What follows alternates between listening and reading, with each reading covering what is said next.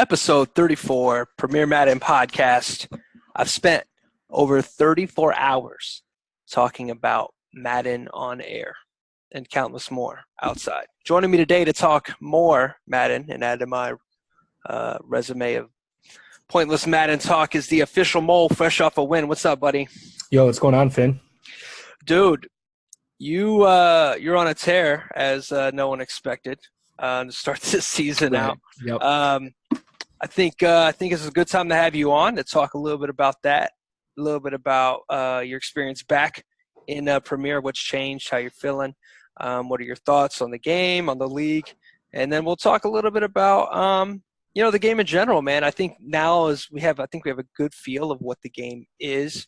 Most of the big patches, I think, are for the most part out there. And everything here, it would be tuning and then whatever game mode you guys add. That would just be the assumption. So I'm excited to hear your thoughts. But let's first get into, you're back. You're what, 6-0, 7-0, 8-0? I think, no, 7-0 as of 10 minutes ago. Okay. And, there haven't been many close ones. Obviously the roster's there. There are some holes. How's it been with Mitch? Are you just kind of relying on the run or? No, it's been good, man. I mean, I think at the start of the year, I was kind of a lot more run heavy, but I think as the year went on, I wanted to kind of get Mitch's stats up, kind of practice with him in the game. It's really tough, right? Because, I played a couple ranked head-to-head seasons games, but those aren't competitive.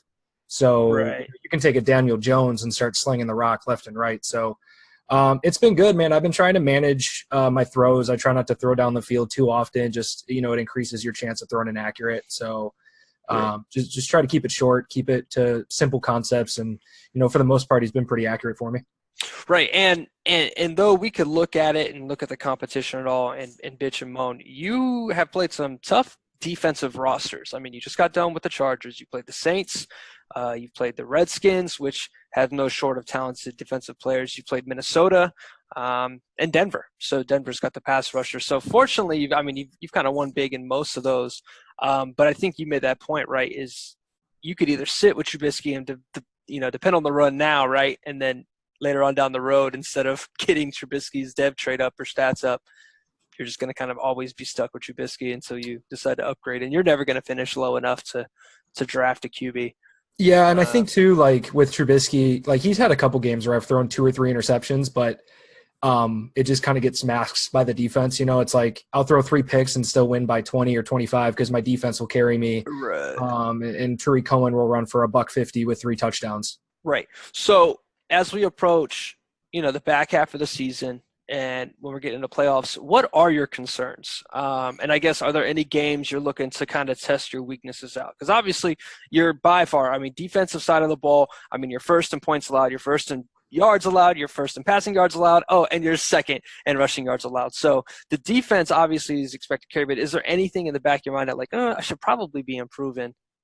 That's really tough to say. I think there hasn't really been that game this year where I've played and man, like I really need to change up what I'm doing. Funny enough, the last time I played a PML game where I really felt like, holy cow, I might need to change my approach was the Super Bowl of last year. Right. When Natural shut down the halfback dive. And, but so far in 20, I haven't really had that. I think looking ahead on the schedule though, I got 2 games. I got 2 games against you. I still got to play, the Giants. I still got to play the Cowboys. So, there's a lot of games ahead on the schedule that I feel like are going to challenge me really well. So I'm not really looking back at the last 7 games I played. I'm more or less looking ahead. I think the back half of my schedule is a lot tougher, and I think it's going to kind of set the proving ground to, what's going to be expected in the playoffs. Right. I was looking at it earlier, and you pointed out all the big ones. Obviously, the Cowboys' run game is going to be a testament on your defense if he can, because he seems to have gotten it figured out a little bit. Obviously the Natural is always a big game. I have them this week, so always a big game to kind of figure out where you are in terms of the mental game, right? And then hopefully we have good battles. Hopefully, I would love to not be 45-17 or whatever the heck happened to Q earlier. So, and the Chiefs. Well, that's what I was going to ask you about next, right? Is you have the Chiefs week 16. So I was going to ask you, you get up there, you're talking. Unless unless me and you split or you drop a game to Natural, you're very well looking at a clean 1 or 2 seed and the division locked up. So my question to you is, if that's the case, when week 16 hits, are you resting starters, or are Oh, you using yeah. 16 as a chance to like maybe test yourself a little bit? Like, Mm, I, if I'm you, I yeah. would bench Khalil, Right. I would bench Tariq, and I would Right. see what can I do if Tariq is shut down, Hmm. because theoretically he's not in the game, so he's quote unquote shut down. And Yeah. what could I do if say Khalil Mack gets hurt? That's Hmm. just what you would have to game plan for. And I think that's the best game to do that. I would agree with you. I think there's a multitude of things I could do. I mean, I could sit my guys simply for health. I could sit my guys and completely change up the way I play just because I'm playing the Chiefs. The thing is, I've streamed 6 or 7 games this year. So Right. from a scouting standpoint, at this point, I don't feel like me, I might try new things, but it's not like I'm hiding what I do. I think at the core, like you said, I think it's just about seeing like what can I pull off without Tariq Cohen. Which, funny enough, I've actually played a lot of plays without him because I think for a few games I had him just as my halfback, where he wasn't my power back, he wasn't my third down back. So I've actually had a lot of practice with David Montgomery and Mike Davis. I've had a lot of reps with those guys, and that's also another reason why I pass the ball a lot, is because I am kind of getting those like reps already of like what can I do with my playbook. On top of that, we also, we're about to approach that time of the year where like custom playbooks can come back, Yeah. which opens up a lot of what I want to do, especially in a league where it's like mixing up play calls, mixing up concepts. It's only going to get better for my offense. I feel like the more I can open up plays that I feel like I can pull together over the course of a game. Yeah. I was going to ask you, that's probably the next stop was customs. Are you going to be moved? Because see, a lot of guys are so excited. I mean, Natural's excited. Yeah. Bengals, I had him on the last podcast. He's excited. Apparently, he's got a crazy triple option, West Coast hybrid. I'm not personally. And we talked about this before when we were labbing. Is right now in the state of the roster I have, I'm not a team that can just like come out and just sling the ball. I can't come out once I'm in 3rd and 9 and longer against the good teams. Like I can't be crazy. And what I don't want to do is I don't like the issue is all the plays that I'm good with are from when I play with Houston, and obviously that's a whole different roster. So I'm scared to take those plays from that playbook and all the ones that I know are like fire that I can just go sling it out there to Hopkins and get, big yards, and then try and apply that to a team that really just doesn't have that skill at wide receiver. I do have a trade in the works that might open that up. Right. We'll see if that gets passed here shortly. I think that's tough, but at the same time, like, you're capable of, taking a 2 or 3 week period, putting together a playbook and maybe finding some games on your schedule where you're like, you know what, I'll mix it in and see what I can do. Right. You're 6-1, you're in pretty good spot. Or you could kind of, let's say it comes down to week 16, week 17, you made to say you don't win the division. Your spot in the playoffs is sealed. Right. You know where you're going to be, and you're like, maybe I'll use a game or two and try to get some plays in. I personally like it because, let me ask you this. Can we do it? Is the same rule apply for the defensive side of the ball, or is the custom playbook rule only for offense? Ooh, good question. I believe it's just custom. All I ever see is custom. Like in my mind, I would have assumed custom offensive, but okay. I didn't know if it was like custom everything or no customs at all, because I actually feel customs, funny enough, for me, benefits me more on the defensive side of the ball. Because it's like, now we're talking like 3-4, 4-3, 46 normal. I don't know if that's a different mentality for the commissioners in this league versus like, we're just going to let you do it on offense so you can just call a multitude of plays more than you would in a stock playbook. Right. I don't know how they feel about that. That's a good question we should ask them about. Yeah, that would be a good question because custom defense, you're not really – I mean, you're going to get the metas, but for the most part, you'd like to be able to implement as many of the 3-3-5 playbooks as you can. Yep. You would have, a range of 4-4, 4-6. I personally, once again, will not be running a custom. I think my biggest thing with a custom is just the way it looks. Like, I don't know. It's just – the reformatting of the formations. We talk about like that. Yeah, and I don't like messing around in formation subs in-game. So Gotcha. I prefer having my playbook here and then setting that within the game. That way I don't have to think about it. I can do all my pre-planning before I get in there because I hate thinking on the fly like that. I'm thinking about too many things on the fly. I'm trying to watch too many things. So I feel like if I'm in the game, I'll get discouraged in the game. Does that make sense? I'll be like, man, I'm getting beat here. I have to make this change roster, instead of just being like, I trust this move. I game planned. I thought about it. And I said, all right, if, this person with the mobile quarterback is – because right now one of my moves has been taking Deshaun Hand, who's naturally an interior guy, and playing him on the edge.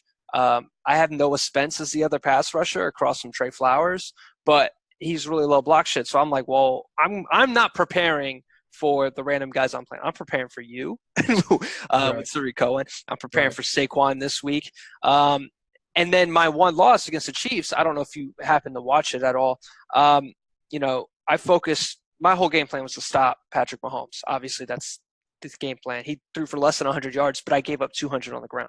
So I'm like, all right, well, what can I do? And I've been like, well, let me move Deshaun Hand to outside. But I just feel like in the middle of the game, if I start blaming my roster instead of like blaming my mental errors and don't stick to Right. my game plan, that's where I feel like I fuck up. So, and then obviously the custom forces you. But I agree with you. Like just having all those formations, just being able to adjust at any time, especially once we get to playoffs. Yeah, those guys with custom playbooks, I think will have the inherent edge. So let's talk about this meme you just posted. Breaking news: missing Q's offense. So, you just beat up on the Chargers. We've both played the Chargers. So let's talk about. I mean, what went wrong for him and what went right for you? So I think for me on the defensive side of the ball, it kind of encapsulated what I've thought about when it comes to sim CFMs, and that I think a lot of guys, I'm not saying Q did this, but I get this feeling that guys get so caught up trying to like mix up their calls and mix up their plays, and they run these stock plays that for me it's just like I know the concepts, and as a user I'm able Yeah. to adjust to, okay, say he comes out in trips, okay, well he could be running like a smash concept, he could be running PA crossers, he could be running like thinking of all these different things. I think he called a lot of stock plays. And, whenever now, like when the quarterback makes a hot route adjustment, the wide receiver, you can see the wide receiver make his little, Right. move too. So with Keenan Allen, it's like he's an inside out elite player. So it's like, okay, if he comes out and spread, I'm not going to come out and cover 3, because if he calls out routes, it's going to beat my deep third. So I come out and cover 2. And just doing simple things like that, I just think caught him off guard. Right. Because, it was just making a lot of those reads, and he threw in a double, triple coverage a few times, and the Bears defense is just so good, man. I Right. mean, Yeah. let's just be real. I mean, if you had the Bears, I mean, you'd be thinking what I'm thinking, which is like, man, I can just sit in this cover 2 or cover 3. Right. If I'm in man-to-man, I'll shade to the outside because I know an out route's probably coming, and force him to throw slants or inside where he has to throw towards my user. Yeah. And just kind of make little decisions like that. And on the offensive side of the ball, I'd have to go back and watch the game, but really it's just kind of doing what I've been doing all year, right? Finding the plays I'm comfortable with, knowing my reads, knowing what coverage he's in, and just hitting the open lane. Right. So one of the things I want to ask you is the one thing that I notice is unique about your play style compared to everybody else's is the way you run in the open field. You implement a lot of just left stick not moving. Like Yeah. everybody feels like they have to make a move. Everybody feels, and the only time I really implement that style is when I do screenplays, because I feel like people, once they catch the screen, they just feel like I have to get up the field as fast as I can. But if you just kind of like jog, they'll Right. set the blocks up. But you will do that, obviously, they're expecting you to swerve, so you don't swerve. They're expecting you to juke because you juked last time, so you just stop, and then you accelerate. And obviously with a guy like Tariq and some of the other talent that you have, is there something – is that really do you think that's kind of separating you? Is because you had a play today. I don't know Yeah. if it was a toss to Tariq or not, but you just hesitated, and then you bounced to the right. I don't know if you're recalling exactly the play. There was a play like that with 0-1 trap that I ran. I think it But was 0-1 trap. Yeah. yeah, so I'm definitely to respect the rules of the league and the sim score. I try not to get super swervy, stop and go ish as I would in like other CFMs I'm in where there aren't rules like that. I try to be. The scary thing is like I'd probably be a lot stickier on the sticks if I could do all those things without it being kind of like negative to the score. And I try to, like I said, I try to honor that. But yeah, a lot of that just comes down to like being a little bit more sensitive on the left stick. And kind of going back to Madden 19 with the one cut and kind of how I really haven't changed my style of running from 19 to 20. I hold right trigger and let it go a few times during a play just to let my blockers get ahead of me. I try to see if my defender is going to go into like kind of the strafe, try to break down. And then the next run, I'm like, you know what? I'm not going to do anything because he's going to be expecting me to do something. Right. So that is just kind of mixing that stuff up. And Tariq Cohen's just got such high elusiveness. I mean, him and Tyreek Hill are like the two guys I think of in Madden 20 stock rosters where it's like, man, I don't need to juke or spin. I can just do whatever I want without it. So those two and probably some like Shady. I mean, Shady's always given like 98 agility, or I don't know if it's it would be agility and elusiveness together. Yeah, and he would be high. So, and then another thing I noticed is just, you mentioned earlier, it's just like people like they're just scared to run I don't know. I've like somebody was talking. They're talking in chat about the Ravens user earlier, and they were like, "Yeah, I admire that he uses Lamar as a quarterback instead of a running back." And I was like, "And that's why he doesn't have a winning record." Like, or I don't know if the Ravens is that right now. Let me double check. But I'm like, why? Yeah, he's 3-4. Like, why would we like celebrate that? Like, the dude has Lamar Jackson. Like, you should be cheesing everybody. You know what I'm saying? Like, that's just my thought process. Yeah, I know. Use what you have, you know. Like, use That's what so you have, tough, guys. man. Don't get wrapped up in the sim score of it. Right. And that's not my advice to you. That's my advice to these guys. It's just like, you know. And then back to the game. The one thing that I commented on from him, I was just like, Q, stop running play action. Right. And I'll say what I thought you were thinking, and then you can tell me that's what you're up 20, 30 points. You don't give a fuck if he runs the ball. Like, if it's a play action fate, you're just going to go for the pass anyways. Because what does it fucking matter if he gets a 5-yard run when he's down 30? So, guys, when you're playing against the dude who you're trying to come back, like, don't run play action. And nobody's falling for it. Like, if I pass commit, my rushing edge rushers ignore the running back. Right. It's a fucking sack. And again, so I ran a play action play in the first drive. I don't remember exactly what happened on it, but it's like I'll incorporate some play action, but most of the times I abort it pretty quickly for that reason, because if you let the animation play out, it's so long that, you know, and again, it's like you're caught in that thing of like, man, do I want to call these plays? Do I not? And I get caught in that sometimes too. You know, you watch me play, I'm in code suggestions, right? That doesn't mean I just pick the dumbest play or I just pick A every time or X every time. I'm looking through those plays. I'm looking through the cycle of plays, and generally every time there's a play that I'm like, okay, I'm going to try this, but I'm definitely avoiding like certain types of plays because I'm like, this is just stupid. Right. I'm not going to get caught in this whole, oh, I haven't called this play in a while, or oh, I've called this run too much. Like I'm not going to get caught up in that, because then I end up losing, or then I end up having a close game, and then people are like, oh, he had a close game. How is that possible? Like, yeah, because I'm trying to abide by, you know, these rules, but at the same time, I'm watching other people, and I'm like, man, this guy called stretch like 6 out of 8 plays, but he probably doesn't know any better. He's just calling those plays. Right. I think as long as you're mentally in strategy, like if your mind is mentally in strategy mode, then you're fine. Like yesterday I played Vikings, and I don't know how you approached his offense, because it's a tough offense. I mean, CEO's been struggling with that roster. I don't know what's going on with him, and if it's personal life stuff that's keeping him busy. But I mean, he was a good talent last year. I think you played him in the NFC Championship once or twice. But I mean, obviously, Thielen and Diggs is always a tough matchup.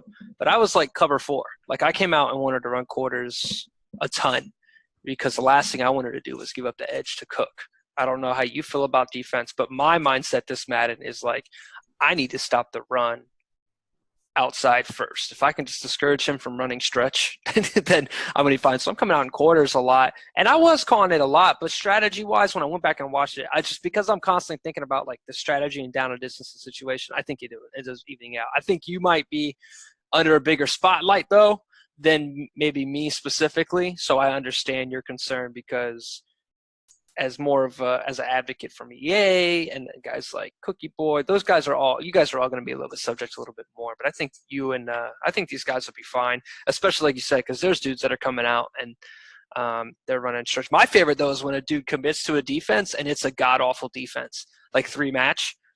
Oh my god! Like when. All right. Yeah. How many times have you called a match coverage this year? Can you count on one hand? No, I've called palms quite a bit. Really? I think palms is really good against bunch. Especially like on bunch. I think palms is really good. Here's the other thing too. When I call, this is another thing that I do on defense that I'm more than willing to share. Again, if you've watched my streams, this isn't a secret. I mix up who I user. And I mix up who I user based on the offensive formation, based on the coverage. So if I call palms or quarters, I'm actually playing on one of the deep half safeties or deep quarter safeties, because the last thing I want to do is see a safety commit to a crossing route, allowing a backside post. So what I kind of do is I call my palms, I call quarters, I mix it in, and I'll play on that safety, and I'll just sit back. I'll just sit back. And, you know, when it comes to, you know, I've never called cover 3 match. I stay away from cover 3 match. If anything, I call cover 3 match, then protect the sticks. So they spot drop, which is that's a thing in the game. So they'll play spot drop when you protect the sticks. So a lot of times I like playing that slot, that nickel corner spot. I think that's such a unique spot, especially with the way users move and the way you can play the field. It's like, and now that linebackers can't jump, and if you put a safety at linebacker, they can't jump. So if I play on a nickel corner, I can jump now. So my range of user is now back to Madden 19. So, it stops with trips, gun spread, all that. It's like nickel corner. It's right. it's I play that, but I go outside in. When I say outside in, as soon as the ball snapped, I'm moving to play the outside routes, whether it be out, corner, flat. And then once you identify what their route is, then you just come streaking from. Because normally, if you're in the user in the middle, I find their eyes tend to throw away from you. But if you disappear out of their view real quick and then come flying back in, that's worked a handful of times for me. That's interesting. I go inside out. Really? Once again, formation based, right? Formation based. True. I think the best working routes this year are corners, by far. That's what I find people. I mean, when you have a true solid wide receiver, and once again, I'm dealing with the corners of the Lions, so I'm not really dealing with like high end cornerback play or safety play. So maybe it's just me getting exposed. But corner routes get really good separation. So, and obviously you have to play the outs because that's the cover 3 beater. So in my experience, that's why I'm playing outside. And then also, once again, I don't know, it just kind of comes down to the check down. In my mind, I just have to get you to think about it for 2 to 3 seconds mid play. And then I can just, at that point, I'm just waiting for Trey Flowers to get home or somebody else or Noah Spence to clear the edge. So yeah, but it's all about formation. Yeah, because I had a pick on Q today where I pretty much played the nickel. He called spread, he called gun spread, and he had his running back running to the flat. And I kind of did I did the inside. I watched the inside, the number 2 on the right, the slot receiver, and then I just jumped ahead of the flat route. And it's just something like that. And, to be fair, like quarterback arm motions are a little slower this year. The ball trajectory is a little different. So playing those like faster slot corner spots is a lot more effective this year. And I honestly, like, I don't run a corner routes a whole lot because now that like zone coverage has been tuned recently, like when you call cover 2, like you have that corner route going over the cloud flat, man, those cloud defenders, man, they break so much faster than they did before. Oh yeah, they do. I'm most of the times I'm terrified to run corner routes unless I have like a smash concept. Then I'll attack it. Right, exactly. So my big play out of the Houston playbook is called Z under. It's a 5 wide empty with a little stack on the left side. So there's just an inside release to an out and then a corner from the front part of the first receiver in the stack. And that works extremely well against 2 and 3. So it's like a 2 and 3 beater. And then if they run 2 and they shade back and I don't feel like throwing that out, it's a little risky. On the back side, it's 2 quick outs from the slot and tight end and then an underneath drag. So I'll either take that inside tight end and streak him and then take the drag on the far right and slant it. So now I have a high-low on the user if they're user and middle linebacker in cover 2. And then if they release on the slant, obviously you just throw it between the safeties, possession catch goal. So that's like my 2-3 beater combo play right there in that one. I'm scared to throw it in Detroit though because like I said, I'm used to running it with Hopkins and it's going to be a little different.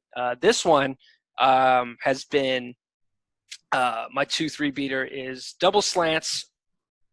So it's on, I don't know what formation it is. You got all the formations memorized, but obviously it's in guns. Two receivers to the left, tight end on the flat, and then the receiver Galladay on the right side runs a slant. And then I take the inside slant on the left and I fade it. I don't streak it, I fade it. And the reason I'm fading it is so the say we're in cover 3 here, that cover 3 corner on the left side, that fade, he gets in front of it. So when I hit that deep slant to Galladay, who's coming all the way across the field, that corner has to work inside from the fade versus if I run a streak, he just breaks on it quicker. And what you just said, like that backside slant, you got to think how long that takes, right? For him Forever. To get across the field. If you play like the Bears or if you play a team with a pass rusher, and that's kind of why I feel so comfortable with this Bears defense is like, say you run that, it's like, okay, now I just sit on the nickel corner on the left against the 2 running the fade and I cover that, then I can jump the slant. And now you got to wait like 6 seconds before you want to throw the pass you want to throw. Right. Max just going to be there, right? So the that's difference just the convenience of my defense. Right. The difference is I am max protecting. True. If I have a guy like Mac out there, and then that backside slant is the only down. Like there's still a slant. Like there's a slant coming from right to left on Galladay,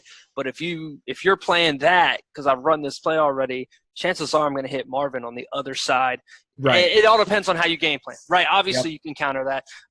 You can man up. You could do a number of things, but I'll tell you what does not work is cover 3 match there, because then No, yeah, your no, I'll cover never 3 call corner, that. because it I'll happened, I never think call it may that. have happened when me and you played when we were labbing. It's like the cover 3 corner kept following the slant, and then that fade route is wide the fuck open. Like, it's Yeah, goodbye. right. The And moment you that quarter, if I'm playing like a defense where there's like a quarter zone there on the left, like by the nickel, he should follow the fade, or at least that deep middle safety should yeah, follow. You know what I mean? So in a match coverage, that's what ends up happening though, is because it's basically you're just calling like cover right, one hole at that point. right. But Yeah, if it's that's speed, like if it's speed at all, then oh my you just god, throw yeah, away from the safety. It's a yep, wrap. So, absolutely right. so any unsung heroes on the Bears? My favorite Bear to play with in Madden is Taylor Gabriel. He's my Oh my god, yeah. unsung. For that role specifically, right? I actually have Gabriel in that league for that slot fade role.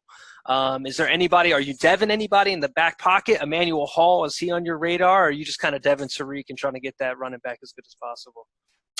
Yeah, I'm just kind of Devin Tariq. I mean, it's I haven't really had any opportunities for like a dev trade upgrade or anything like that. Okay. I haven't had that. Like I said, for me, it's like I pretty much just user the slot corner a lot. So I like, Buster Skrine. He's quick, he's efficient. Right. I don't user many linebackers, but my whole defense, honestly, my whole front seven is either star or superstar X factor. So like Nichols, Goldman, Hicks, Roquan Smith, Trevathan, Leonard Floyd are all star, and then Khalil Mack's the superstar X factor. Right. And then my entire secondary, Amukamara, he's star. Clinton Dix is a star. Eddie Jackson's an X factor. Kyle Fuller's a superstar. So really, it's just like I'm waiting for that one scenario of like, yo, get this guy to a superstar dev trait so I can get another player on my team some damn X factors. I think if anybody on your team, it'll be Floyd, Anthony Right. Miller. Anthony Miller's probably a good candidate to end up getting the trait. Yeah, and that's probably it. I mean, no, obviously Tariq can't get it. Maybe, yeah, you probably. I got one for carry on this week, and I failed because CEO is a little hoe, is what I called him in chat, and that dude just like he runs that like wall stunt out of 4-6. Oh yeah. And I couldn't do fucking shit. Like I got like, Right. yeah, I had like 60 rushing yards and one Jeez. touchdown. Like Well, I I'm was hoping trying. Trubisky gets it, man. I need Trubisky to get it, or I need like Allen Robinson to get it. Because if Right. Allen Robinson gets it, he qualifies for abilities. Does he really? He's an 86 OVR. I think your first one you can get at 85. Oh, So, okay. I've seen, like, yeah, I haven't seen how it all increments. I've seen 80, 90 for the most part, but I don't know if there's 85. I think it goes 80, 85, 90, depending on the position. I know in one CFM I was in the offseason, Nelson Aguilar got up to an 86 OVR, and he had like post-flag elite specialist. Got you. And Allen Robinson is 26, so he could get Right. it. So he could, yeah. Is there a cap? Do you happen to know if there's a cap on age or dev trait, or is it Mm, just kind of like wherever? I've had the highest I've seen. Oh shit! It was a 27-year-old I saw the other day, but I've got Tajay Sharp, who's 25. for getting like a dev trade upgrade? Yeah, I want to say I feel like in my mind I haven't seen anything higher than 28. really. I felt like Yeah, I've I seen a think 20 27. I But feel like 28's the max. got you. Yeah. So And it usually happens like for the most part it happens after a player has like a big game. So in my other leagues, like I've had it with let's see, my Giants franchise, I had it with Lorenzo Carter, and I had it with DeAndre Baker. Unfortunately, they were both normal dev trait. And then in my buddy actually has a franchise that we both play together. He kind of has me play games for him. He doesn't tell the commission that. But, we've won a few Super Bowls in our day. He got Evan Ingram on the Giants to get a dev trait to superstar. So now he has slant specialist and he has tight end apprentice with Evan Ingram, which is awesome because you can do the post in the corner. So there's a lot of cool opportunities there. I'm just kind of waiting for the first one to happen, but it typically comes after that player's had like a big game, and it's like, really? hey, here's an opportunity for him to have another big game. Interesting. So and I actually I don't know if you saw there's an argument in chat with T, in case you didn't know. But the troll himself got me the other day, but he called me out for talking about my Xbox league too much on this podcast. But anyways, the labbing that I did in that league and other leagues, we came to the conclusion that the performance doesn't matter for the person getting the dev, like a previous performance. Now, obviously, I don't know what triggers it, but like I said, Tajay Sharp got one, and he was wide receiver. He was wide receiver 4 on the roster. But I will say this is the week after Taylor Gabriel got hurt. So Taylor Gabriel got hurt. He moves up to wide receiver 3, and then the next week he got it. So maybe that's little tidbit. I'm pretty sure that is one of the criteria scenarios is like wide receiver 3. It's like being wide receiver 3 Is like a popular one. I've seen that because that's actually, you just reminded me the other player that I had in my other league was Darius Slayton, who I had at my number 3 spot on the Giants. Interesting. Okay, I've got one with Will Fuller at wide receiver 2, but obviously that's Fuller, so it's not like anything. So maybe I should put Allen Robinson at my slot receiver spot. Yeah. So all right. So this is what we were saying. Like we were labbing this because I don't want to know. Madden, you guys. I don't know. I try to not ask questions about franchise. Really? I just don't release that info, man. Just don't let it be unknown. Just like stuff has to be unknown there. And to be clear, that's pure speculation because now that you've said it, that's what I said. I don't ask anything unless it's like, hey, here's a bug. Is this like a known thing? Because for example, for the sake of the podcast, one of the bugs I found was like, hey, I had this player with normal dev trait as a rookie get a dev upgrade and he upgraded to star, but then his like player card UI said his dev trait was hidden. Which it's clearly not, which is just a bug. It's not like he's not getting the dev upgrade. He was a rookie. So because the hidden dev trait only works for star, superstar, and X Factor, because he went from normal to star, the UI now shows it as a hidden dev trait. Yeah, I saw that. But clearly he got upgraded. So there's like things like that I'll ask about, but I tend to stay away from like, hey, what are all the secrets to like, being the MVP or being this or that? Like I try to just kind of let it, that ruins the fun for me. Right. We've seen something like from what I'm just playing so far. It looks like stat column leaders seem to be the guys that are going to get the dev upgrades. But I wish there was a little bit more. I really hope that it's a little bit more randomized because then again, it kind of hurts guys like us that are, I'm not really blowing people out outside of game 1. But you're blowing people out. You don't really get to put up some stats. And I know like yards for quarterbacks is a big deal. Yards and touchdowns. Like literally you could throw 45 interceptions with Matt Ryan and got upgraded to X Factor because he had the most yards in the league. Like, I know. Yeah, I don't like that stuff. Yeah, I hope that there's something. Now, you talked a little bit about more so your bugs. The game's been out. Right. I'm not asking you for spoilers, don't worry. I'm not going to put you in that spot. What's Madden 21? No, all right. So what were your projects here? Can you share a little bit about like maybe like some of the things that you're happy that you got a say in, a play in, and then like you said, you spotted some bugs. You mentioned to me that one of the bugs you had been working on before was the whole 2 feet down on the sideline interception. In fact, I remember in the tournament game, you actually got that animation. You got a pick when it was clearly out, and then you punted it back to me, only to intercept it a play later. But I appreciate your sportsmanship. So can you share a little bit about that? I mean, I think coming from QA, I think a lot of things that get misunderstood in what we do is that, no matter how much time we play the game on a yearly basis, so much, all those hours get absolutely just trounced the moment the game releases and thousands upon thousands of people are playing. And there are just things you miss. And, for me, a lot of the year is spent on X factors, right? And it's funny too, because it always comes down to like when the game launches and people say, oh, you've had a head start, you've played the game for months, all the bugs and glitches. It's like true, but at the same time, the game's also being tuned all year long. So really, now that we're at the end of September, the game's been out for 2 months. Mm-hmm. A lot of people, you should kind of know the metas by now, right? Like, yes, I have an advantage in the sense that I know a lot of the deeper elements of the game, but it's been out. So for me, it was like, okay, balancing X factors, looking at legacy issues. Yes, the 2 feet not being ruled in bounds or being ruled in bounds with only 1 foot in, that's an unfortunate bug that, we as QA analysts, we have to go and reproduce that internally. Like we have to go do that for an engineer, like at their desk so that they can go like debug it and see like, okay, this is what's happening, right? And I think a lot of times, like, I don't know if people in the chat have ever talked about, but they think about bugs. They think about like, hey, this patch came out, but this bug's not fixed. What's the deal? Blah, blah, blah. And a lot of it just comes down to like being cautiously, being super careful, right? Every time we fix a bug, every time we look at issues, it's like, all right, we have to look at knock-ons. We have to look like, the QB tackle bug, right? Like that bug that went rampant. We had a patch go out the very next week after that bug was found, and everyone's like, oh, look, they didn't fix it. They didn't listen to us. It's like, well, no, the patch was actually already done, right? Once the patch is done, we can't just like go and start over and be like, oh, let's add this fix real quick for this really bad bug that people found on Twitter. Patch is already done. It goes through Microsoft. It goes through PlayStation. So then we have to wait for the next patch. On top of that, we have to check for knock-on issues with play-action passes or knock-on issues with QB scramble loco to make sure that like we didn't introduce anything. Right. So it's just a lot of that, man. It's a lot of tedious, just like grimy. It's a lot of fun. It's a lot of fun, but it's a lot of work. It's super tedious when you have to find these like particular bugs left and right. Right. Yeah, and that's unfortunate. Is that's just we understand what software dev pushes are like.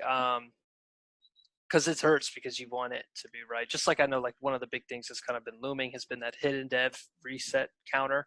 Right. That's been fixed for new franchises at the time of the patch, but not existing. So that sucks. And then obviously the kick. I don't know. Have you seen the field goal meter glitch? I've heard. Yep. I've heard of it. Yep. And that's tough because that's like legit impacting games. But I mean, it's not the end of the world. But I think you guys have done a really good job. I mean, the reason why I wanted to kind of bring you on, and we had our conversation a little bit earlier about defenses. I disagree with people that really think that this is just an offensive Madden. This Madden is, I think, very well done.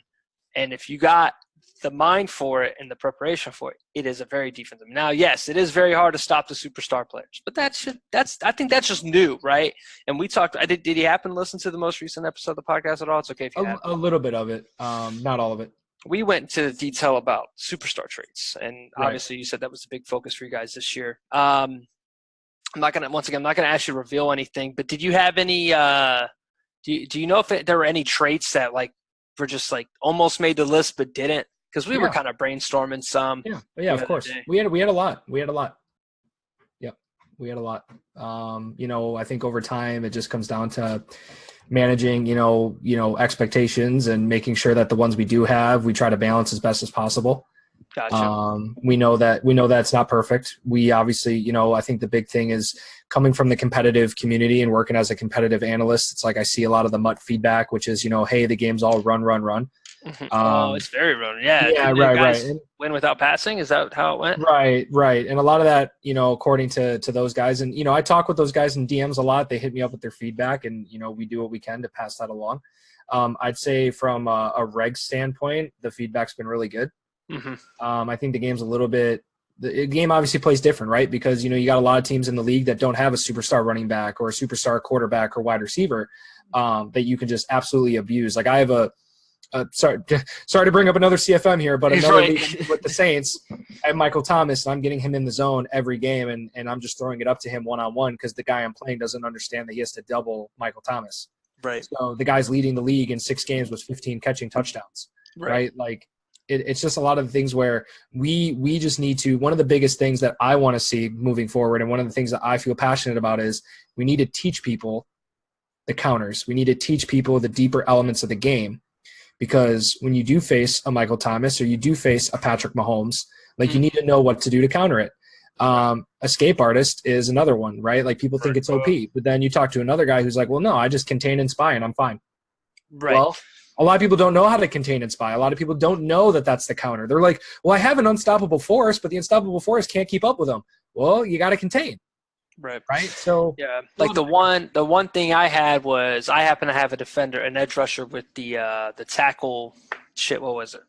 It's Clowney's. He does. Oh, scare tackler, supreme tackler. Yeah, supreme tackler. So I played 2 under man and spied him against Lamar, and then obviously he's got the speed, but not everybody has an 87 speed Jadeveon Clowney that can't be juked, or has a low chance of being juked. So it is tough, but that's the thing now is you have to build the team and you have to game plan for that. Otherwise, one of the biggest issues I find with escape artists guys is people think that D tackle spy is still going to work. No. One of the things I saw you doing today was spying Aaron Lynch. So we're back to spying edge rushers that have speed. Or have you ever spied Roquan? Would you do it against like a mobile guy? Yeah, no, absolutely. Yep, I have. Well, so I tend to, with a guy like Khalil Mack, I don't feel like I need to contain as much because really what I need to do is spy. I need to spy, and then if Khalil Mack can come inside with his abilities, then that's going to force you out of the pocket anyway, and then I just shoot the spy down. Right. Okay. So are you doing that most like trying to get him on an inside slant with the D-pad stuff for the D line, or are you just kind of just anticipating Khalil going inside at that point. And then if he doesn't go inside, then he's contained, your spy's there, and then you just play defense? Yep, pretty much. I Okay, pretty much cool. just sit back. Yeah. I mean, it's pretty basic. I don't really call contain all that much. I haven't faced anyone with any, if I can remember correctly, I haven't faced anyone with like escape artist. Haven't really faced a mobile quarterback. Really not that mobile for the year. Right. Obviously I'll have Patrick Mahomes at the end of the year, but I've faced escape artist enough. Right. What I find escape artists works really well with is bootleg. Just being able to get out of the pocket once, right, because we talked about play action. If you pass commit, the edge rushers will just shoot up the field. So getting away from that immediate pressure, and then just going from from that rollout animation to just being able to have escape artists hit right when you hit right trigger, and it's just bam, it's like you get a speed burst. I think threat detector is the best. In the game. Yeah, threat detector's pretty sick. I think I really like it. And that led to me to the one that I was talking about with Luke Kuechly. I was wondering if it'd be cool to have like if you ran the same play multiple times in a game or something like that, and Luke was in the zone, it would like reveal it. Or like if you hot routed any route in the game while Luke was in the zone, it would tell him what the hot route was. I mean, obviously you hit that gap where it's like, all right, that's too OP. But to highlight the mental part of the game. And I thought that was a big gap. Threat detector was a big line to push because you're getting legit info. Isn't there an O-line one? The guy, Bengals. That is the O-line one, yeah. Russell has it too. I don't know. Russell has it, but he also has Blitz Radar. Right, and yeah, I thought Blitz Radar was the best, and then now he has threat detector, so it's third and fourth down, and it's pre-snap. Oh my god, like post-snap Blitz Radar, I was still happy about, but knowing your pre-snap blitzers. I wonder. I've debated if it would be worth use like a counter of that, because we were talking about that, right? As counters. My mindset is user one of the blitzers, so he thinks the guy's coming. He's not. You're dropping him in the coverage. Oh yeah, so absolutely. There's definitely, and I'm pretty sure I'd have to double check, but I'm pretty sure it also will show if you bluff blitz. Really? That's what my next question was. I think it does. It would be something I'd have to go in and check myself. But I'm pretty sure, because I remember looking at it before it got launched, and I'm pretty sure bluff blitz is a part of that. But that's one of those abilities too. Like when you talk about like game design, when you talk about designing a game, it's one of those, like, my buddies back home who play Madden like once every couple of days, who are just super casual. They love that stuff. You know what I mean? Like that to them is like huge, right? Because they think it's super dope that they can see the blitz and that they can make their adjustment. I know from a competitive side, guys are like, whoa, what are you doing? But again, like that's the best part. When you're a competitor, when you're a high level player, you learn to adapt. You learn to adjust, and sometimes not every ability in the game is going to cater to what you want. Right. There's got to be bad abilities or subpar abilities, and then there's the good ones. The unique thing about it too is with the re-rolls with player switching. Pretty much any lineman that has abilities can get threat detector. Yeah, that was the only big thing when it came to franchises, right? Is whether or not people are comfortable with re-rolls and things like that. I just feel like, I think it's very split. I know that you guys did it by design. But I would like to see a world where, you don't have guys doing it to get threat detector. Like, it's like, all right, guys, we get it. You just keep rolling that dude. Right. Was there rules in this CFM as far as re-rolling? How did that work? At the moment, I do not believe re-rolling is allowed. I believe you're not allowed to change positions of players. Because I don't want to get the natural all excited pushing for it. But if he re-rolls Saquon enough, he can get human joystick. Well, he is evasive, so right, but he can get human joystick. Really, is it bad? Is joystick is that plus human joystick is grab and go without the need to grab. It basically means the moment you get the ball, you unleash like ridiculous turn rate loco. Oh, geez. So in one of my in another CFM, it's like, dude, I got Saquon with jukebox and human joystick. So I'm running for 36. You think Tariq Cohen's bad, right? I got Saquon running for almost 4,000. Right. Probably. You know what I mean? So, it's hit or miss. Some leagues I'm in allow it. Some leagues I'm in, it's hit or here's the thing, right? It's so unique because with a guy like Saquon, yes, you can get him abilities that enhance him.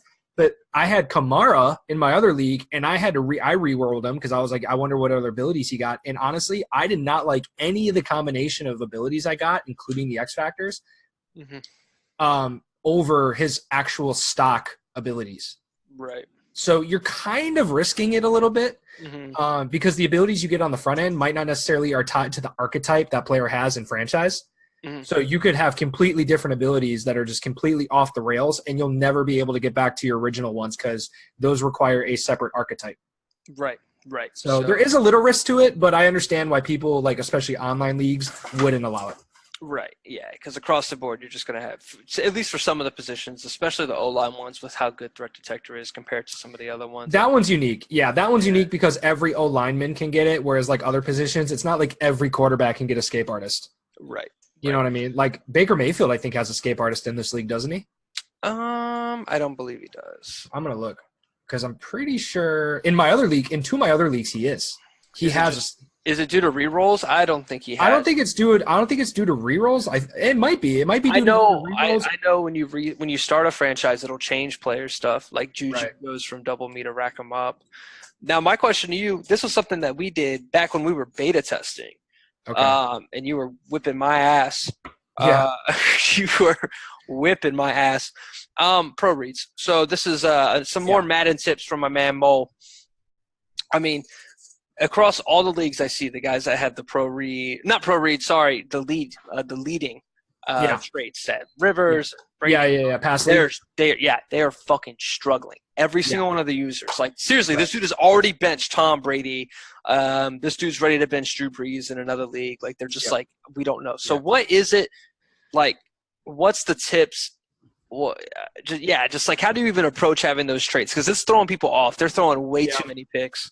Well, that's really unfortunate. I think that's if I'm being completely honest with you, that's an unfortunate miss on our part that ability has some of those problems to it.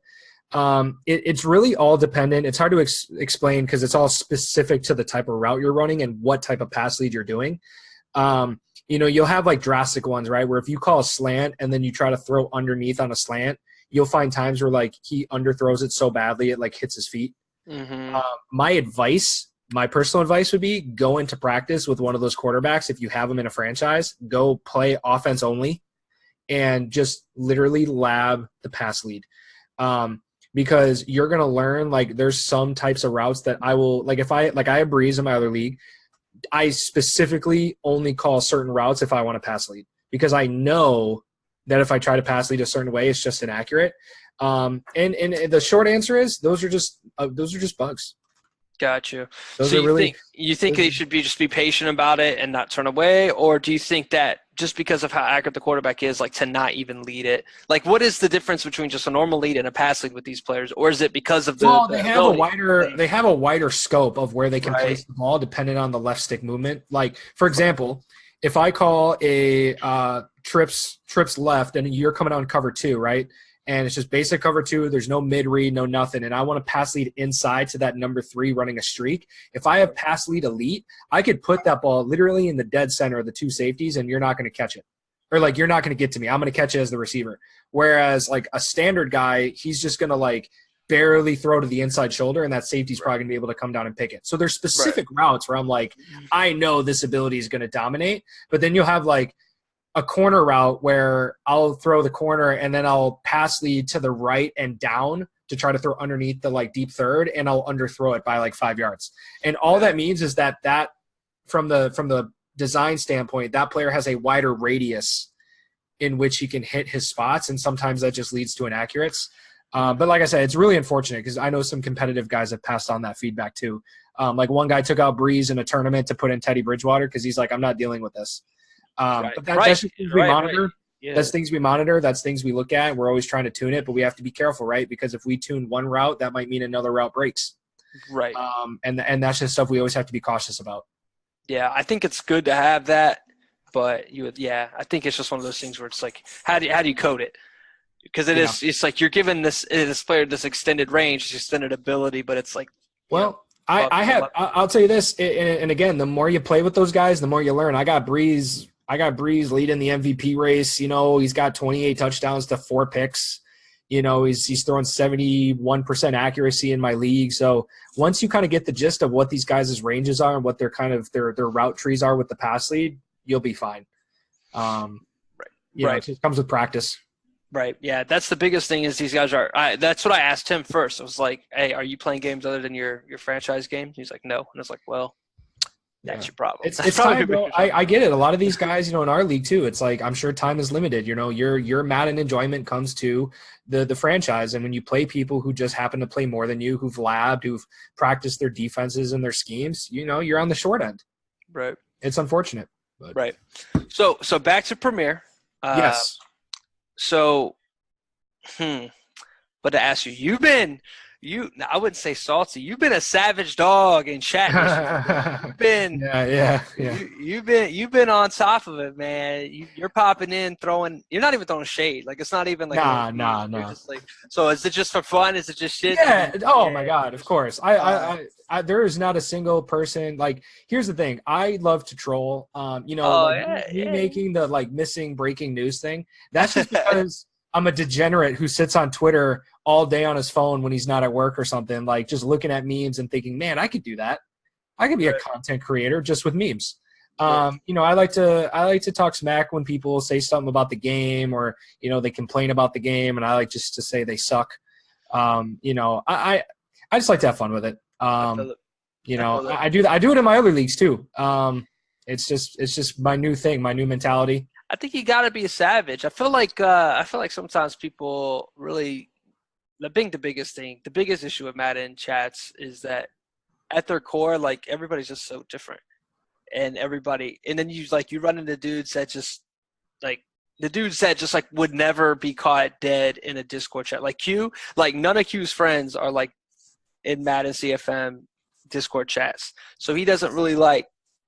I don't know, carry himself. Like, I don't know if you saw this in chat, but like he was talking to a dude. He was posting screenshots of him talking to a dude in another league. And like, it was like watching a 4-year-old trying to communicate with a 74-year-old. Does that make Wow. sense? Like, it's just two completely different types of people from different sides of the world. It reminds me of Marcus Peters in Kansas City and people wondering why it didn't work out. It's like, cause he's a fucking Oakland. Like, it's just, these personalities just don't mesh well in a chat. And even though everybody's there for Madden, I think most of the arguments come from a dude that's like, I'm going to come in here and troll and have fun. And then the other person's like not really serious and still joking. And then I don't know, it just like devolves into this big ass argument. So it's just it's just misunderstandings, right? Everyone has different backgrounds. I'll tell you a quick story of me trolling another guy in another league. Is he has the Saints? He's terrible at Drew Brees. He hates the throwing animations. He tags me all the. I'm like, you guys hitting me up about issues, you are way more constructive about the way you ask your questions and the way you want your feedback. These guys will send me a video and be like, can you explain? And I'm like, no, because I don't want to, because that's how you approach me. So this guy's freaking out. Throwing animations are slow. Breeze can't do anything. So what I do is on any game I play in my other league where I'm the Saints, I'll post the Drew Brees stat line of me throwing like 7 touchdowns to 0 interceptions, whatever the stats are. And I post it in this other league. And I'll do the like mocking text where it's like uppercase, lowercase, like alternate. And I'll be like, fix the throwing animations. And he just snapped.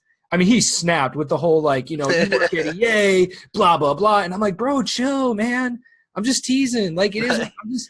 But it's like, you're on text. You don't know. You don't know how to read people. Yeah, I don't know. That's why I posted your ASMR video today. You're like, you think I care? And I'm like, hold on, boy. Yeah, like, hold on. Yeah, like I'm just having fun. Like at the end of the day, like I think people. It's so funny to me because I think Madden franchise as a whole gets a lot of flack. But I think what's so great is it's one of the few sports games that create such a cool community of people. I would love for NHL or FIFA, MLB, whatever, to have like a league setting where I could like be with like 29, 30 other people in a chat and have something to look forward to every couple of days. You know what I'm saying? I will say this, FIFA for you, the pro clubs community is huge. I love pro clubs. I love pro clubs. Bro, we were actually talking about FIFA the other day. I'm going to have to grab it for the PlayStation. Yeah. I can probably get it for PlayStation. I also play EA SHL. But my thing is that coming from the Madden side and being like a higher level player, I get really aggravated really quickly in a pro clubs or an EA SHL scenario. Oh, we're high level pro clubs. Don't worry about that. We're all right, good. Because we're D1 on our worst day. Don't worry about that. Y'all got to know like what you're doing. I played with some dudes in hockey and I wanted to lose my mind. Now, hockey, I'm ass, bro. Hockey, I'm not gonna play hockey with you. But if we get on pro clubs, don't worry. I know what I'm doing. Cool, good. I'm better. How about this? I'm better at pro clubs than I am at Madden. Oh, there you go. Does that make you feel better? Yeah, it makes Okay. me feel pretty good. I'm better at can than I am at I Madden. ain't gonna lie, I'm pretty nasty at NHL. I've actually thought about like contacting the guys over in Vancouver, like the QA guys, and be like, "Yo, give me your best guy, and let me see what's up." Because Oh, a I little think I don't think I'm bad. I like play make it a friendly thing. Like let him, like just shit on him in Madden. Like y'all like right. do it like him versus you in Madden, you versus him in in HL, and You then you just know like smack him in both. you know RG, right? Do you know who he is in the community? One of the commentators Yeah. for the Madden Classic, right? So me and RG, right? Like we've known each other for a while. We play NHL all the time, and we create the Mighty Ducks, right? Like we do the Okay. Mighty Right. Duck lineup. I got Dwayne Robertson. So like we're playing our first game, and I start skating backwards. I start doing deeks and stuff. He's like, "Yo, Moley, like Moley skating backwards. Like what is this dog? Go work in Vancouver." Like, what are you doing? I'm like, "Yo, I've been playing NHL for like 15 years, right? So it's like." If they came out with like a GM mode, like a connected franchise mode, and I could be like the Minnesota Wild, I'd love that. I would love that, man, because that's what I love about Madden. It's like I'm a CFM guy, franchise, like the community, the stat line, building teams. I mean, it's what it's all about. You know what I mean? So I need to Oh, get back on my content grind though. Like I started doing content at the beginning of the year, my little write-ups. Then what ends up happening is I play a game and then I get tired, and it's like I don't want to take the 30 minutes to write anything. So I've just kind of been trying to stream to kind of make up for it. we should do like we could just pick a game and then just watch it together and just break it down, and that'll be our content. It's just breaking down a random game because I got shit on because the main reason Steve was going off on me about the podcast, he was like, "Bro, you had this 2 hour long podcast. You talk about PML for 5 minutes." And he was all mad about that I was getting attribute points and not doing actual PML content. So I was thinking about bringing it back. I kind of did it last year, which was like a sit-down video. I pulled up a Yeah. stream that was archived and just watched it, and I was just commenting on it. And it was just, this is way after you left. And I was like, oh, we saw this guy do this last game. So now, but the downside about doing that is I'm exposing people's fucking like key plays. Like, I mean, whatever. yeah, like, and you got to do it to myself at some point. So that might be fun, or even a live. I mean, I would love to do a live commentary. My thing is, I've been asked even when a couple years ago, I was asked to do like the Madden Championship, one of the smaller events. I'm like, dude, I would freeze. I'd freeze Really? so fast. Oh my God, you have no idea. Because like I get tongue twisted. I get tongue tied. I start because here's the funny thing is as much as I know Madden and as much as I know the depths of Madden, when I hear when I hear like a guy like Zan talk about Madden concepts, or I hear another guy talk about like what he likes to run, dude, I couldn't even tell you like when people ask me like what do you do or like what do you do for a scheme, it's like I don't know. I just read the defense. You know what I mean? It's not like, yeah, I come on my gun bunch week and I try to like put this guy in a corner out because I want to try to beat your cover six. Like I don't think like that in my mind. So Right. for me to like watch a stream and be like, yeah, I really like I could talk about it from like more like a not a play by play, but more like a color analyst, you know what I mean? Like do color commentary, just kind of like do Right. this work. But it'd be a lot of fun. that. I would try it. Yeah. Well, Naturals had me on a couple times, and to do his Super Bowls. I don't know if you ever ended up watching that. I ended up. I did not watch the Super Bowl. I did your guys's, and I did I it. didn't He watch actually. So he got. So all right. So I know me. Once again, you're not in the chat as much as we are. Me and Natural have had our run-ins, but I have done the 2 videos with him. I should have done like 3 or 4 for him. But anyways, these 2 commentaries, and he always gets at me when we're in DMs. He's like, "Did you watch it?" Like he is a preparation, and that's why he's got his brand where he's got his brand. Is because he cares. He's got preparation. Down to the tiny details. He gives a shit. So kudos to him. However I feel about you, in the chat, kudos to you. But he'll send me the whole file, right? He sends me this like 4 gig file I got to download from the cloud, and then he'll be like, "Hey man, did you watch it?" And I'm like, "Yep, that's all I did." I have watched fucking shit, dude. And then, because in my mind, if you want an authentic play-by-play or color commentary, then I should have never seen this before. I should never have seen this entire thing at all. It should be the first time that I watch it. And that's how we're. And the first time he fucked me up because. Yeah, the first time I got fucked up was because he threw in a halftime show of Beyonce. So I'm like midway through talking, and then all of a sudden fucking Beyonce pops on. He cut out from an actual Super Bowl halftime performance. So like I'm talking, and then at the end of it, he goes, "See, now I know you never watched the fucking video because you didn't know that halftime show was coming." Because I'm literally talking, and then I go, God, that's such a natural thing. I was like, what the fuck is Beyonce doing, bro? And he ended up cutting it out and talking over it. Oh my god! I just want to win the Super Bowl so I can hear the like, we knew this was gonna happen. We knew Mo was gonna win the Super Bowl the moment you gave him the Chicago Bears. Dude, the whole league is ruined. Mo, if you win the fucking Super Bowl, you won the goddamn Super Bowl, dude. I know. Like, yeah, I don't understand. Yeah, bro. I'm just trolling him. Yeah, I feel that. Because he knows, damn it, Giants, natural. He knows if he didn't play me in a CFM, I'd whoop his ass by like 40.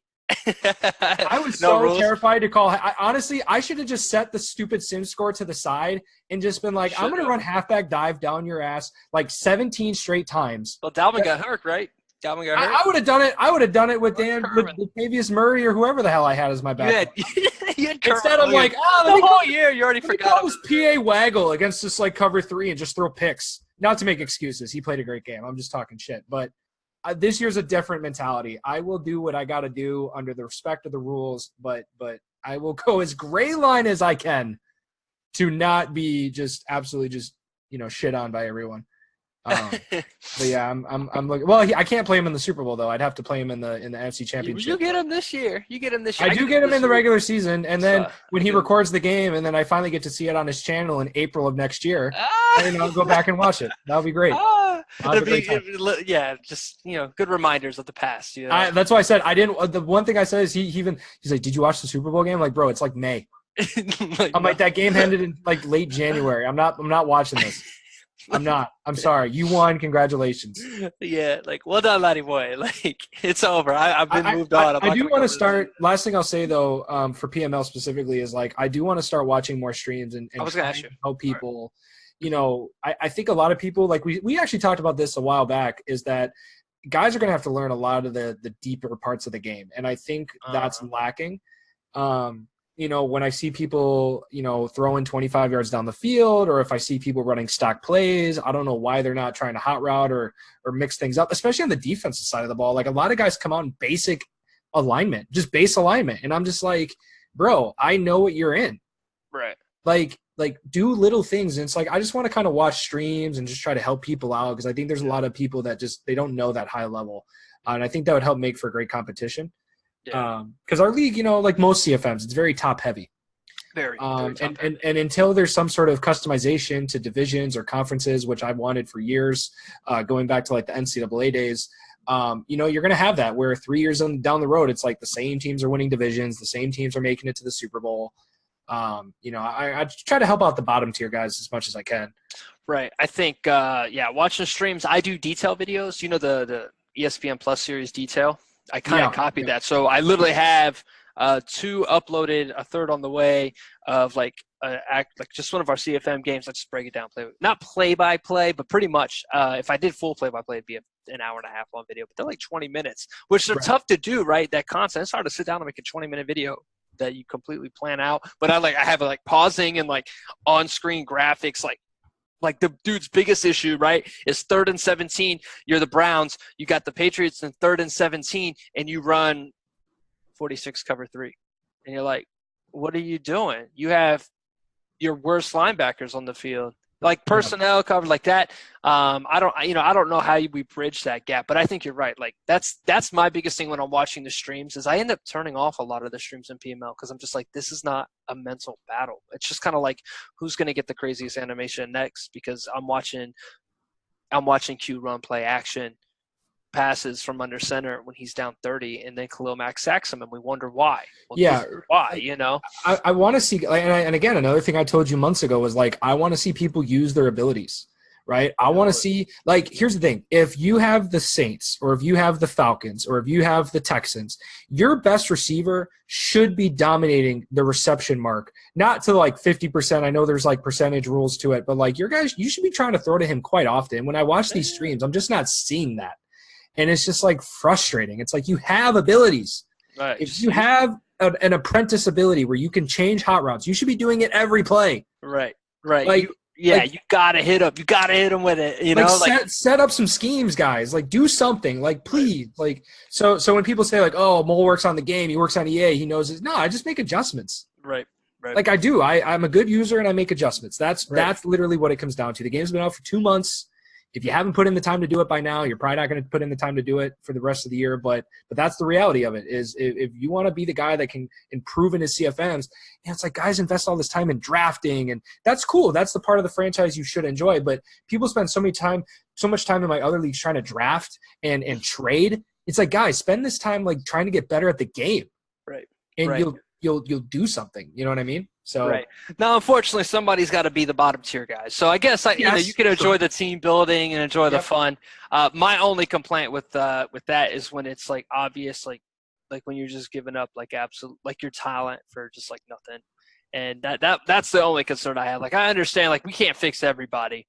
Nope, 100%. But it'll be good. I'm looking forward to our battles here soon. Have you got me figured out? Is there any sweaty palms at all, or do you think you got it on? Not like, at all. You're not scouting, just going to show up and run it? Well, I'm not reading. I'm not when you got the Bears, bro. Like, it's crazy because it's just I don't know. I got the Eagles next. I'm focused on the Eagles, Right. And then I got three out of Mole's Bill Belichick now on the Philly. I'm on the Philly. We're not thinking about Detroit right now. We're on the Eagles right now. I don't want to talk about the Lions right now. This is not what I want to do. No, I want to talk. I got Lions, Rams, Giants, Lions. I got a 4-game stretch. I'm excited for that. It'll be fun. I am so excited, and I cannot wait. I am going to cheese the Naturals so hard. First play I come out in. I'm going to say it right now. First play, I form close stretch. First play. Oh, dude. Stretch. First play. Oh, I form stretches are so god. You're using second play. Single back, wing flex close. Stretch. Telling you right now. Stretch X looky. Stretch X looky. Stretch X looky. I'm going to come on I form H close slot. Stretch bubble, all drive. First 3 plays, boom. You heard it here right now on the podcast. Those are my first stretch, dive bounce, dive bounce metas. Right. In fact, that's 3 plays. That's probably going to be 3 drives because they're all going to be touchdown runs. I'm telling you that right now. Ooh.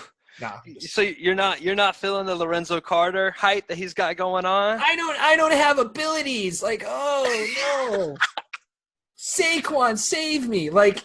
I got Daniel Jones throwing inaccurates left and right. Like, I'm ready for it. I'm ready for all of it. See, I have to play him this week, so thanks, asshole. You got the best team. Like, no, I'm just getting him fired up. You know what I'm noticing? All right, so what he is doing is he's going, the Giants fucking blow, and then he's been dropping these in chat recently. Man, that Detroit Lions D-line is so good. Man, they're just so built. So he's like, dude, watch, just go search his name and then put like Lions or D-line. He'll just like throw it like in the middle of the day. Like I want him to be in chat and he'll be like, man, that Detroit Lions D-line is built. And he's getting ahead for it in case I lock Saquon down. He could be like, bro, I've been saying that D-line's so good. I can't do anything with Saquon. This team sucks. Do you still have Snacks? I do. Do you feel like his run stopping ability? Have you So the thing is, it's really good against like dives, things like that. But like, I mean, have you really noticed it that much with the inside run game? So the running backs that I've faced that have given me issues, I want to like the biggest running performance against me has been the Chiefs, but that's because I let it happen. Right. I'd let it. Obviously, would like to stop it, but his whole game-winning drive to go down and win at the last 10 seconds. He had the patience to run the ball against Dollar. So credit to Mike. You know what I'm saying? I was like, oh, he's down. I just scored a big touchdown. He's going to try and pass the ball. I'm going to come out in Dollar and play the pass. Right. He ran all the way down in the field goal range and then ran all the way in. So credit to him. Everybody else, I know I can kind of cheat more than others in terms of playing the stretch game. That was one of the reasons why I put hand outside, like I mentioned, is I'm putting hand outside and then I'm kind of trying to, to the free side of the field, to the open side. I'm kind of shifting the line, and I'm trusting him against dive and dive bouncers. Now, nobody's dive bounced me. I just haven't played anybody that's using that meta at all. So I know when I play you, it's going to have to be something to watch out for, maybe even Saquon this week. The Eagles didn't run. Chargers, I remember Melvin gave me some issues, but once I got keyed in on when he was running play pass, I wasn't worried about it. And then obviously the blowout against Arizona. So no, I would say Snacks has been solid, but it hasn't been like just like, I'll see it, like the ball gets snapped, and then Snacks is there waiting. So, I mean, he's not like blowing up every single play, but I haven't been ran all over by anybody but the Chiefs. So Okay. today I'll let you know tomorrow night after the game on how he does against somebody like Saquon, because outside of Melvin, this is going to be the first traded running back that I play. And Lorenzo Carter's got 16 and a half sacks right now. it's that speed. I don't know. I don't watch what he does. He is mushed in between four other X factors. So Max first with 25. Mm-hmm. Bosa's second with 17.5. Then you got Lorenzo Carter. Then you got Geno, who's actually tied with 16.5. Then Von Miller. Was he playing Bosa at D tackle today? Oh God, I don't remember off the top of my head. He did that versus me, and I didn't call him out for it because I don't care what you do with your D lineman. I was just like, dude, you're not helping yourself by running Bosa. Like and you know what? Your first play from scrimmage today was a fucking stretch touchdown, and I wonder how much has to do. Now Bosa isn't exactly a high block shed guy. I think it's probably in the 70s or something. No, but if you don't have like an ability, I mean, and you're not getting off the line immediately. Yeah. It's tough. And again, it goes back to what I said about alignment. You know, I had a possession where I came out in gun trips 2 plays in a row. First play, it's 2nd and 19. I called inside zone, it was 2nd and 27. I got 12 yards on an inside zone run. So I came on gun trips again, was going to pass it. He comes out in dollar and like backs everyone off. So I'm like, worst case, I get a field goal out of it. And I end up getting an 18-yard run. Yeah. Because it's just like you back everyone off. And it's like, so for Joey Bosa, it's like when he pinches his line or when he has like a stacked box, it's like you're just asking for me to run outside. Gotcha. Yeah, I don't know. I just, that's why I said the beauty of Khalil Mack, man, 25 sacks. Oof. Yeah. I will take it.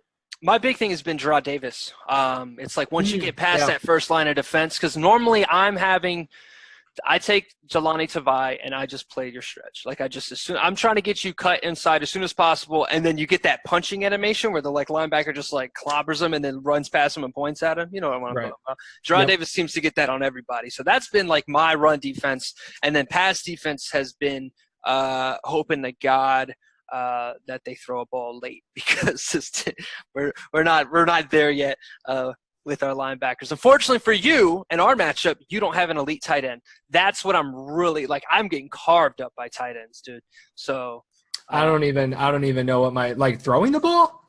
I don't even know what my tight end's done for me this year, honestly. Right. Nine catches, 145 and a touchdown. Burton's pretty high, actually. I think you guys ranked him in 87 because you knew you were going to take the Bears. I mean, scheme wise, I don't really use him a ton. I use the block and release a lot. Yeah, that's another tactic I use. Fucking A, dude. I'm waiting for that. By the way, I'm sitting on one of them. I'm gonna grab one. I don't think I've ran one in like 3 weeks. It's so sad that I like don't remember my games that much because they just become like this whole thing where I gotta like run the ball every play in the second half. And I just want to like chew clock and not have to like sit here and just run the ball. Mm-hmm. Like I know there's rules with like subbing guys out, but honestly, like I'm not gonna do that. We're gonna get you a worthy opponent soon, my friend. Okay. Hopefully, because you know what, Q, you ain't it, bro. Oh shit. With shots fired out here. We've talked enough here. Yes, the wife is waiting for me to FaceTime her. So thanks for hopping on. Thanks for sharing your insight, giving a little bit of your experience with being back. We're good. It's glad to have you, bro.